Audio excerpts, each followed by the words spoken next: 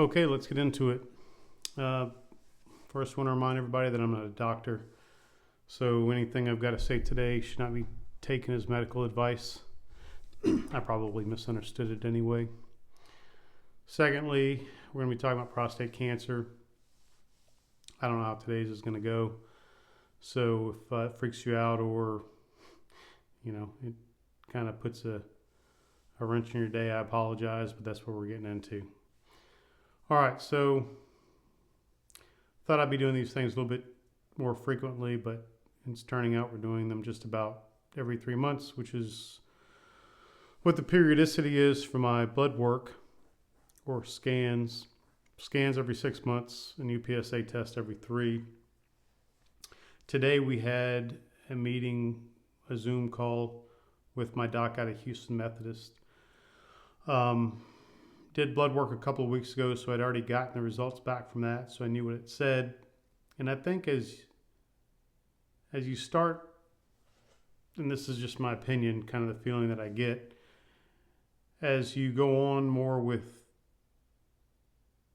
the continuous medication of the generation 1, generation 2 androgen therapy drugs, the PSA becomes less important than the scans. For my doc, one of the other tests that she's really looking for is the results of the circulating cancer cells, basically, which is done through Tempus. And I should be getting another one of those here in a couple of weeks, just waiting for them to reach out to me. So we'll see. The last one didn't really have much, if anything. And of course, in my case, we don't know what the biomarkers are for my cancer. There's no genetic mutations of the genetic mutations that we are aware of that are related to prostate cancer. It doesn't mean that there aren't any. It just means that there are so many that modern science today has not yet mapped or made that connection. So, lucky me. Blood work came back great.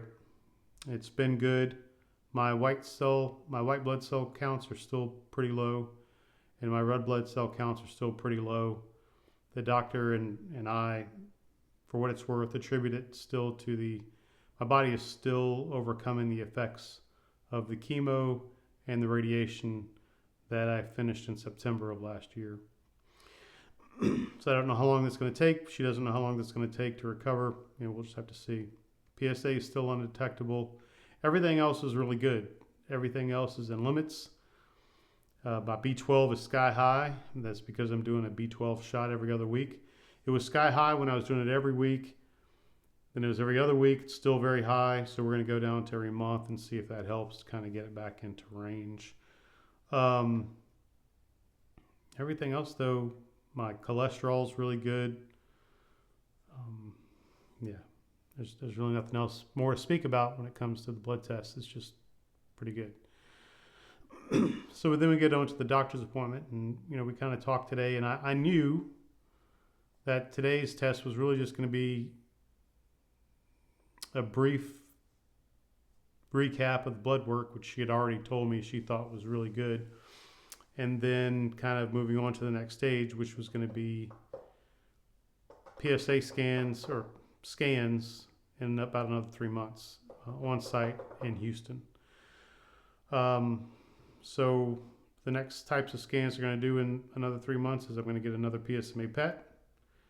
They're going to do another MRI, hopefully not one as painful as the last one, and I don't think it will be. She said it's just going to be really on the pelvic girdle and really looking at the tumors that I've got remaining in the prostate and that pelvic bone. And then, of course, looking at the results of the Tempus test and doing 3 months blood work at that point in June.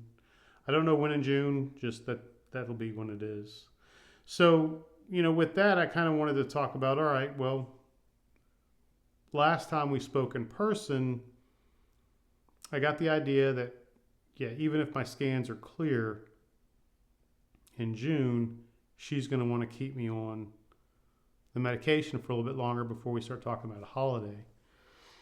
And I kind of talked to her about it again today, wanting some additional clarification.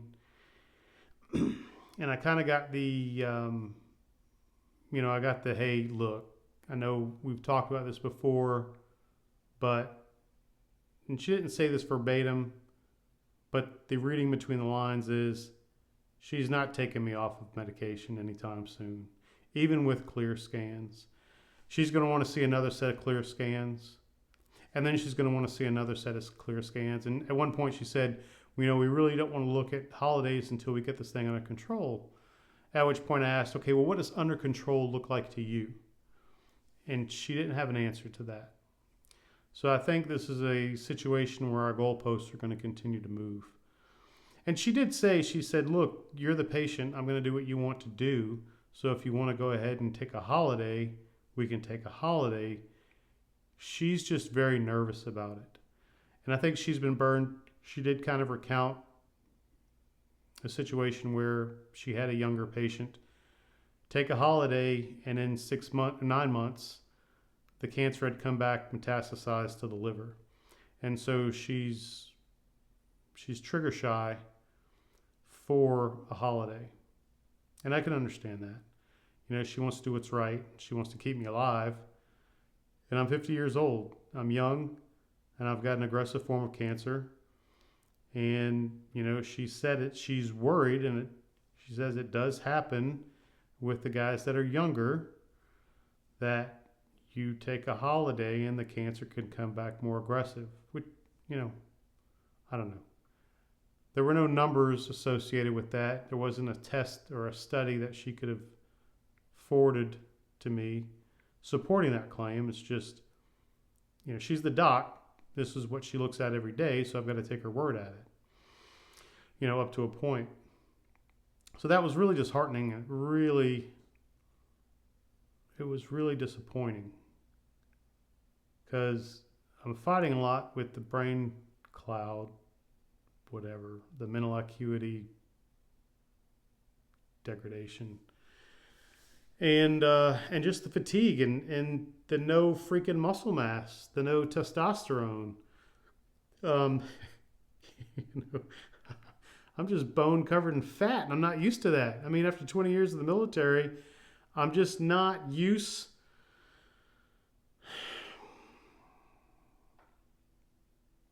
I'm not used to going on a hike on a treadmill and just having it kick my butt in 30 minutes. I'm not used to having to do legs for only 20 minutes because there's no way in hell I'll be able to do it for 30 minutes.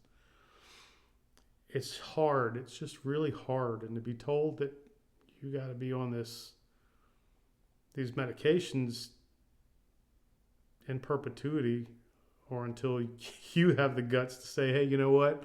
I think we've got a handle on it, so I'm going to go ahead and take a holiday. It's tough. Not to mention that the mood swings from these drugs are just, I can handle it. And, from an objective standpoint, there's a part of my brain that's like, look, there are people out there that have it way worse than you do. There are people out there that don't have this opportunity that you have. And you need to just suck it up and enjoy every day that you're given, which I do. But on the flip side, it's just really, I know not to expect things. I know that I've been dealt this hand, and there's a possibility that I don't come off these drugs until I come off of everything.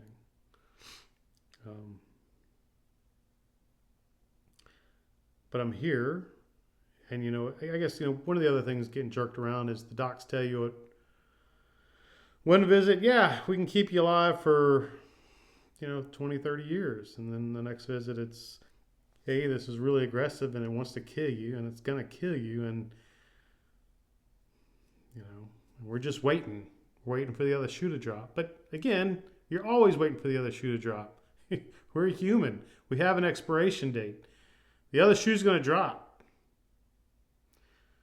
What that shoe is, whether or not it's cancer or it's a bus or it's a heart attack or something else, nobody knows. Anyway, it's difficult. And, I got a lot of people depending on me. And you've got to,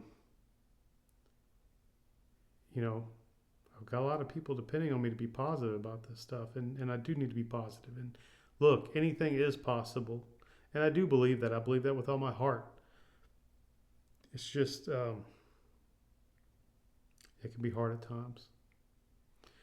The doc also talked about, to combat the fatigue, maybe switching off of Erlita to Nubeqa, which does the same thing.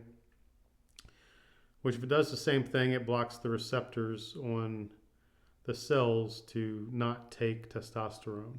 It's a second generation anti-androgen. And I haven't done a lot of research on it, but again, if it's a substitution for Erlita, I do know that that's what Erlita does. I'm a little hesitant to do that just because Erlita is working, and there's part of me that's like, hey, are you just being a wimp and a little bit too soft, as Jackson would like to say. With this whole fatigue thing. Just, I know I have friends that are going through the same thing, that's going through much worse fatigue than I am. And is it just something that's like, look, just suck it up, get off your butt and do something. Just get out of your head about the fatigue. There's a mental aspect to this, and just carry on. So that's kind of got me like, hey, do I really need to switch to Nubeqa? She also mentioned that maybe it'd help with the mental acuity degradation. I don't know. Maybe if somebody out there knows a little bit more about the Nubeqa thing, maybe they can say something in the comments. But that's kind of where I'm at. Like I said, I'll think about it. And who knows? Maybe the next video is that I've switched to Nubeqa to go along with the switch from Eligard to Orgovix. Now remember, I tend to think that the switch from Eligard to Orgovix, it's working, but I did that switch 6 months ago because Orgovix is easier on my heart and has less detrimental effects. It still has detrimental effects on your cardiovascular system. It's just less when compared to Eligard. And so we did that. And I'm all for it, but I do kind of feel like the side effects on the Orgovix are worse than the side effects from the Eligard. And I kind of don't want to get into a situation where I switch and then the side effects are even worse. But again, they could be better. I don't know. All these things are a crapshoot. So, and then of course, I don't know if I'd mentioned before, but I'm on the semaglutide, or I think it's the Wegovy is the brand name for it. And I've lost 10 pounds in, I guess, the month and a half, maybe 2 months I've been on it. That said, maybe I was also under a lot of stress from an event that had happened last month. And so I don't know if it was the semaglutide or this event that had happened that kind of helped me lose that weight. I'm still 5 pounds off from where I want to be, but maybe this is fine. And I say that because I really don't like being on the semaglutide. It's either it makes you really nauseous, and I don't like the way it messes with your brain as far as what it makes you think about food, because I kind of, I don't know, maybe the machismo, maybe the top type A personality in me wants me to just do this through diet and exercise. But the semaglutide, yeah, man, it messes with your brain when it comes to food. I'll think about food and I'm like, yeah, it's kind of making me not feel so good. So I think I'm going to take myself off of the semaglutide. And we'll kind of see what the weight does. But I'm 10 pounds heavier, 5 pounds more than I want to be. And I just maybe need to up the physical exercise a little bit more. I don't know. We'll have to see. So that's it. That's where I'm at. I apologize that I'm not as upbeat as I normally am, but I mean, I'm still coming to terms with, look, I know this is what the doctor said, and ultimately it's going to be my choice. And you know what? If I want to take a holiday, I'll take a holiday. But I trust this doctor, and I don't want to die. At least not from this stupid cancer.